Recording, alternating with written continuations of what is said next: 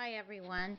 I'm just going to put together this little video to maybe help with an understanding of our paperwork since it's hard to meet with everybody and go over it. But the couple of things that you're going to need is, of course, the animals folder that has all their records in it, the adoption application, the adoption release form for PetSmart, and then the finished adoption paperwork.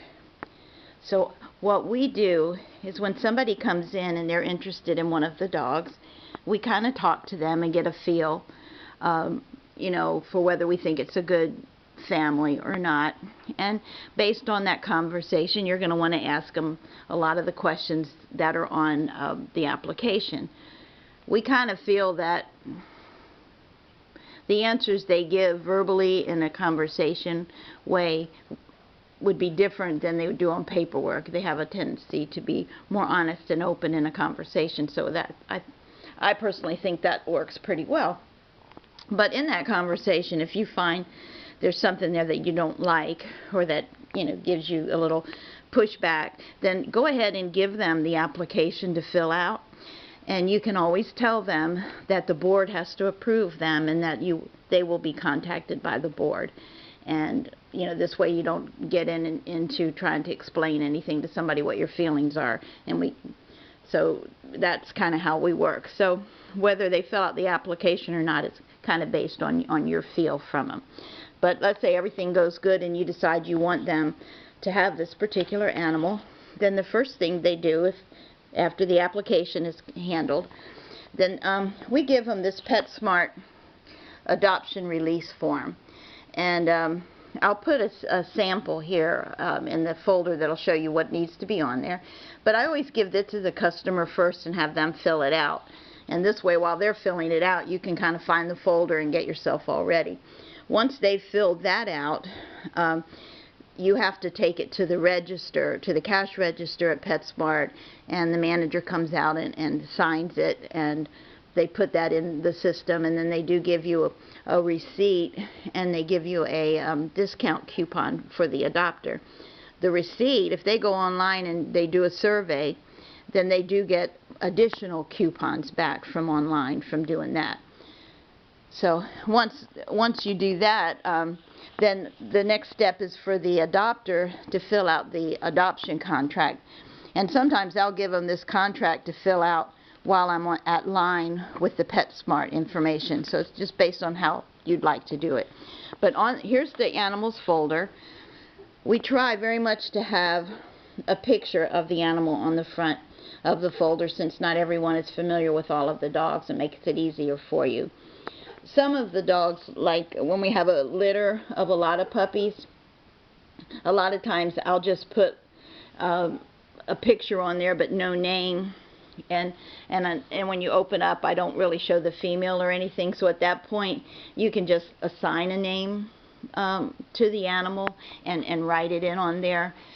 This way there's no confusion. I just, if they bring it up to me and say, oh, that's Shorty, and I just write it on there. But most of the time they have names. So this is Maggie's folder. So you see it says Maggie, and there's a picture of Maggie.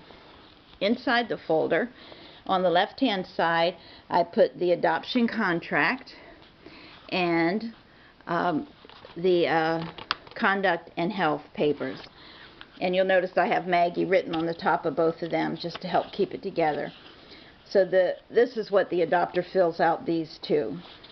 Once that's completed, you take the adoption contract, and there's a yellow paper there that goes back to us, and also this signed paper goes back to us. Then on the other side is going to be all the information that the adopter gets. One is the shot record, and this is going to show all of the dates of the shots that they've had, and also the labels from the shots, so that's proof that they did get the shots, and when they go to the vet will know what was used. Under the notes, we might put anything else that we may have done to the particular animal. And you'll notice on the top of this, since Maggie was already chipped, here's her microchip number. Some of the dogs are not chipped. They're chipped on site. But if they're already chipped, you'll see that label, and you'll notice there's a label on here, and then there's a label on the yellow copy as well. So once you want to give the folder back, you take the yellow. The yellow's for us, and that's our only record of the microchip. So it's real important that we get that yellow copy. So you let them know. Here's a copy. They also get a copy of the Conduct and Health that they signed. If it's had rabies or heartworm test, that's always going to be on a separate paper here on this side. We also show, since we're a part of Pet Finder, they do have an option of 30 days of pet insurance. They just have to go online and it gets activated that same day. And it's really a good deal. There's no cost to them. Another thing on the shot record, if they are not chipped, and we're going to chip them on site, we will take the label and we would put one copy here and one copy there of the label. And I always direct the customer to let them know, or the adopter to let them know, that they need to go on to this fetchid.com. It might be hard to see here, but they go online and they have to register it under their name, and it's a $10 lifetime registration there, so that if anything happens to the animal, it can be scanned and they would be called that their animal is found. Okay, so once all of that's done, then here's the finished product.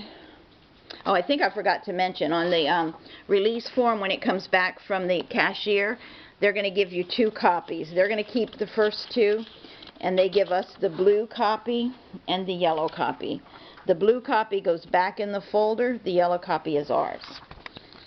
Okay, so here's the finished product. Once they've adopted the dog, then you're going to have the payment, whether it's a check or cash. And you have, of course, the yellow copy from the PetSmart paperwork. You have the yellow copy of the shot record, which has the microchip. And we have the signed paper for the puppy, saying that we don't guarantee that if we said it's a lab mix, there's no guarantee that's what it is. There's no guarantee of the health, just that, you know, we know they're healthy at the time of the adoption is what that's saying. And then a copy of the adoption contract. So you just staple all of that together, and then it goes in the front of this box right here. And we also have in this box, we have all of the forms and everything for these folders. If by chance we've made a mistake and didn't put them together correctly, you should be able to get a copy in there to complete the package. I hope this helps, guys. Any questions at all, just get with me and we'll get this together, and thank you very much for agreeing to help us out.